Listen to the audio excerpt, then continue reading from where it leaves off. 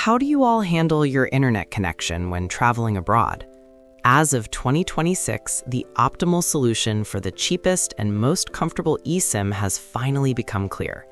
Based on real-world experience from a trip to China, often considered one of the most challenging destinations, I will thoroughly explain the ultimate strategy for effective usage. Why do prices vary so much depending on the vendor?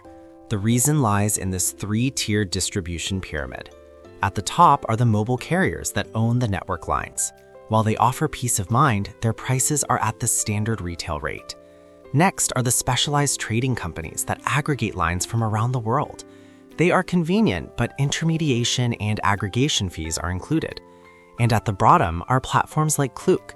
They purchase traveler-specific lines in massive, overwhelming quantities all at once. It's a very simple mechanism. Because of this bulk purchasing, they can provide eSIMs to us users at low prices close to wholesale. So how do you find the lowest prices? That's where I use esimdb, a tool that allows you to cross-search eSIM plans from around the world. Think of it as the price comparison site of the eSIM world. By simply entering your destination, you can instantly see which provider is the cheapest. By the way, Klook might not always appear on esimdb, but there's no need to worry. This is because Klook offers such powerful exclusive campaigns and coupons that its true hidden lowest prices often can't be measured by comparison sites alone. The secret to success is this. First, use esimdb to get a sense of the market price, and then do a final check on your top contender, Klook. Let's compare the three major providers. Actually, each of these companies holds a different market position. First is Airalo. They sign individual contracts with mobile carriers all over the world and have built their own dedicated, user-friendly system from the ground up.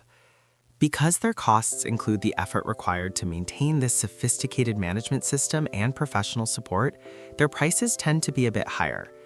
Next is Saily, which I used to use. They are also a specialized provider, but they keep their prices at a standard level by offering simpler features.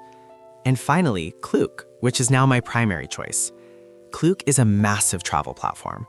By purchasing in overwhelming volumes, they are able to achieve industry-leading low prices, reliable Japanese support, and even a point reward system.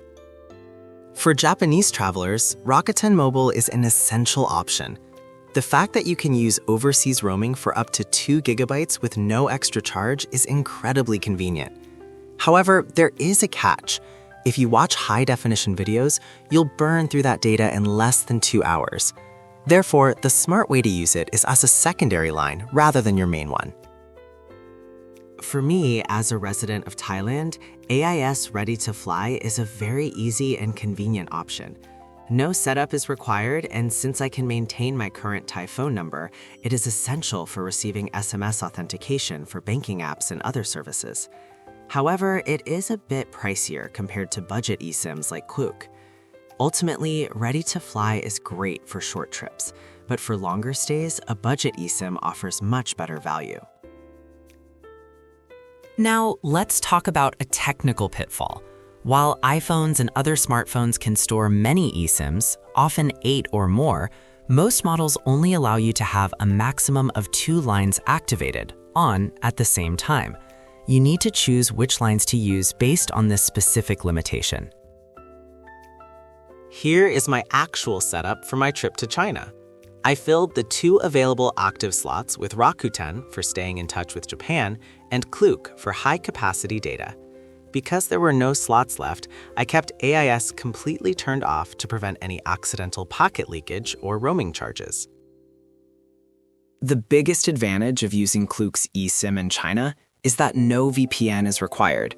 Since it is a roaming-type eSIM, you can bypass China's strict internet censorship, GWF, and enjoy YouTube or Line from the moment you land at the airport. The golden rule for preventing trouble is to always turn off any lines you aren't using. By doing this, you can completely prevent high charges from accidental data usage, and it also helps save your battery life. It makes a huge difference in your peace of mind when you're in an unfamiliar place. Finally, let's wrap things up. The ultimate move in 2026 is to check the market rates on eSDMB, secure your main line through Klook, and keep Rakuten as your secondary line while turning off all unneeded lines.